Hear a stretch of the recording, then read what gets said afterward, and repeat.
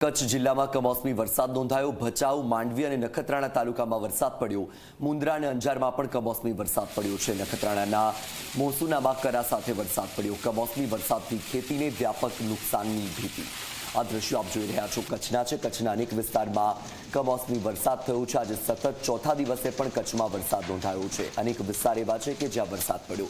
વધુ માહિતી મેળવીએ સંવાદદાતા રાજેન્દ્ર પાસેથી। રાજેન્દ્ર, આજે સતત ચોથો દિવસ કચ્છમાં વરસાદ, શું અપડેટ? જી વત્સલ, વાત કરવામાં આવે તો કમોસમી વરસાદની જે આગાહીના હિસાબે આજે કચ્છમાં સતત ચોથા દિવસે પણ વરસાદ વરસી રહ્યો છે। માંડવી, નખત્રાણા, મુન્દ્રા, ભચાઉ, અંજાર તાલુકામાં વરસાદ વરસી રહ્યો છે। તો ક્યાંક ક્યાંક કરા સાથેનો વરસાદ પણ પડ્યો છે। નખત્રાણાના મોસુણા અને કોટલા સુપરરોઆ ગામે પણ કરા સાથેનો વરસાદ પડ્યો છે। કમોસમી વરસાદના કારણે અને કરા પડવાના કારણે ખેતીના પાકને ભારે નુકસાની થવાની શક્યતાઓ પણ ખેડૂત મિત્રો જણાવી રહ્યા છે। જી વત્સલ। બિલકુલ રાજેન્દ્ર, માહિતી બદલ આભાર।